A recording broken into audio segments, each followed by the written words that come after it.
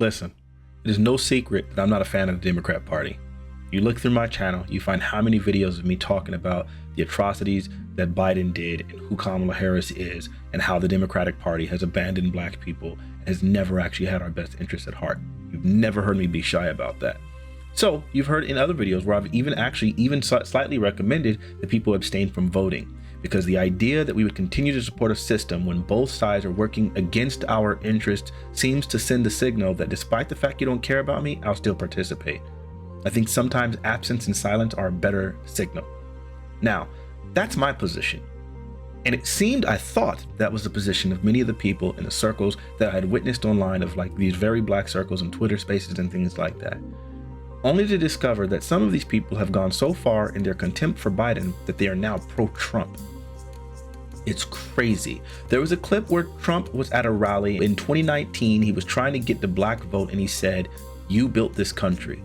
You guys are just now getting credit for it. You built this country." And people began taking that clip and circulating it on the internet and saying, hey, he's the only president in our lifetime to make this statement. Now they ignore the part where Trump goes on to say, I mean, we all built it, but you had a part in it.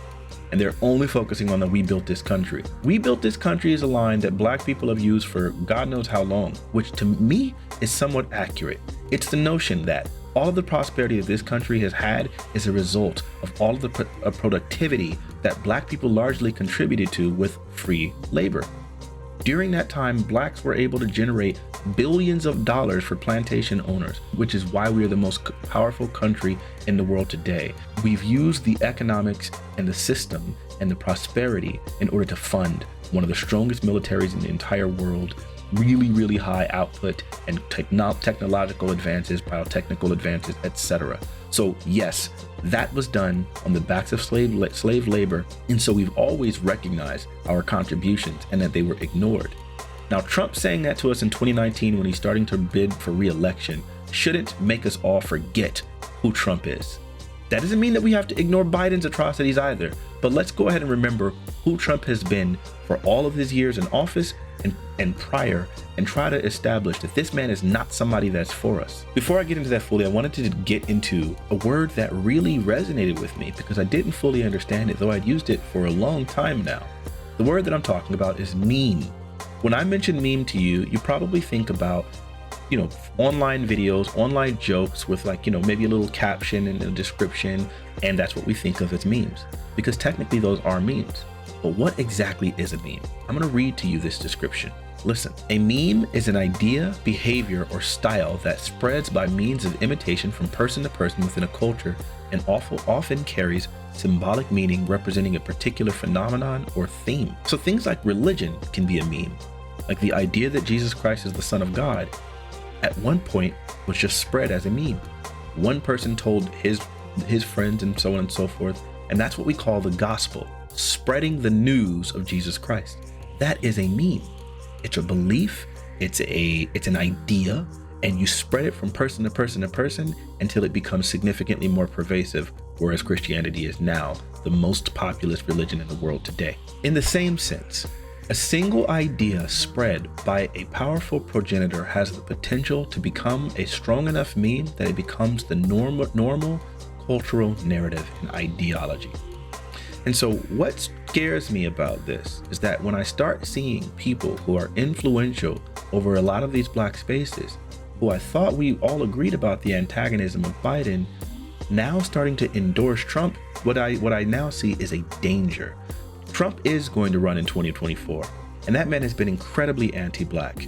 And so I have to stomp this meme before it starts to really germinate, because we cannot afford to be duped by another person.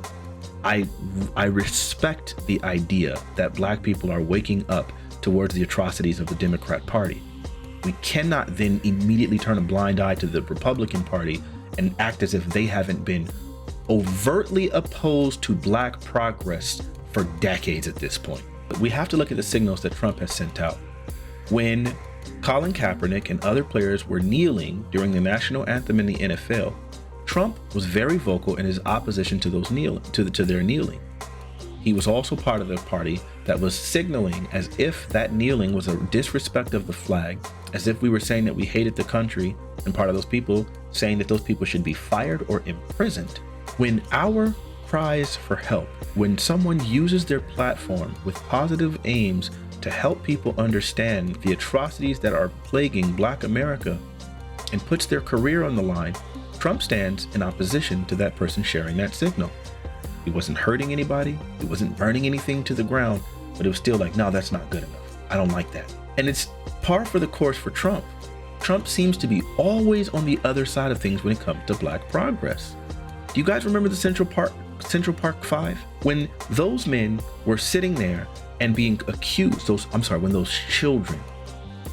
when those young men were being accused of having raped someone with no evidence, Trump took out an ad excoriating those individuals, signal boosting white supremacist ideology, and despite the fact that now the evidence has come out that clearly exonerates those individuals, and we know who actually did the crime, he still says he won't believe it, because in his mind, because of the fact that he said that they were guilty, and because the prosecution said that they were guilty, they'll never be exonerated in his mind. And that does not necessarily have to be because of race. But given all the other context of everything surrounding it, clearly the reason why those children were prosecuted was because of race. Then you look at the Charleston situation, where you have ethno-nationalists and white supremacists marching together, literally chanting things like, Jews will not replace us, and Trump sends the signal that there were good people on both sides. If you have a group of white supremacists who are literally chanting, Jews will not replace us, and you stand in their midst because you agree with maybe the idea that they don't want this statue turned down, and you ignore the part about them yelling, Jews will not replace us, and their white supremacist ideology, you're not a good person. If I'm in a car with someone who decides to rob a bank, but I say nothing about it, I just sit in that car and let them go ahead and do it, I'm gonna be guilty too. I'm an accessory. How do you differentiate that? It reminds me that he was always accused of using his platform, which was an incredibly powerful platform on Twitter. He used that to signal boost a bunch of terrible things. I remember one particular clip where there were people on a golf course. I wish someone could find it for me. There were people on a golf course in a golf cart that were doing hand signals saying Heil Hitler and spouting the N-word repeatedly, and Trump retweeted their post. Retweeted that. When people called him out and he said, oh, well, I hadn't seen the whole thing. It was crazy. And then I hear people being almost completely double standard. I abhor the statement that Biden made that if you can't decide who to vote for, whether it's me or Trump, that you ain't Black. That was a terrible joke for him to say. But let's look at what Trump said to Black people when doing his election. I say it again, what do you have to lose? Look, what do you have to lose? You're living in poverty, your schools are no good, you have no jobs, 58% of your youth is unemployed. What the hell do you have to lose? He said, you're living in poverty, your schools are no good, you have no jobs, 58% of your youth is unemployed. What the hell do you have to lose? That was his appeal to Black people. You think so lowly of us that we have nothing to lose. It's not, I'm gonna give you anything on your platform. It's not, I'm gonna actually pay attention to your needs like I did for these poor white folks in Appalachia. It's, what do you got to lose? Y'all are failing anyway. That's your bill? That's your bid? Disgusting. How about if I talk to literally any of you guys about what stop and frisk was? Every Black person who has any education will immediately tell you how absolutely atrocious stop and frisk was for Black folks. We all knew it. I think they called that broken windows policing, and basically cops use that to just immediately harass any Black people. You would just be Black walking down the street and they would stop you, frisk you, trying to find stuff. They were predominantly searching Black folks and couldn't find anything. There was nothing that said, hey, yeah, we're guilty or any of that. Eventually, they got rid of it and said, hey, it was really unconstitutional. It seemed like you were just targeting Black people. It didn't even do anything. It wasn't effective. You never found contraband on these people. It was awful. You were harassing random Black people. Black people didn't feel safe just to walk down the street. You know what Trump said when he was running? We should bring that back. We need to bring back stop and frisk. It was a great thing. But I really don't believe in New York City, stop and frisk, we had 2,200 murders, and stop and frisk brought it down to 500 murders. 500 murders is a lot of murders. Hard to believe. 500 is like supposed to be good. But we went from 2,200 to 500, and it was continued on by Mayor Bloomberg, and it was terminated by current mayor. But stop and frisk had a tremendous impact on the safety of New York City, tremendous beyond belief. So when you say it has no impact, it really did. It had a very, very big impact. The man has been antagonistic towards black people. So has the Republican Party. I can hate Biden all day long. That doesn't mean that I don't see the Republican Party for what it is. We can't let people like Marcel for Congress, Cece, and Maj Touré spread the idea that the Republican Party is a better alternative. Now, some of them will say, I'm not a Republican. Obviously, they're not Democrats. But when you say that we're going to endorse Trump, and when you say you're spouting facts about Trump, which take out of context what he's actually getting at, and you say that you want progress for black people, it's problematic. Wasn't it at a Trump rally when that man said, oh, they're trying to give all of the money to criminals because they love criminals? So that's what they're doing with reparations?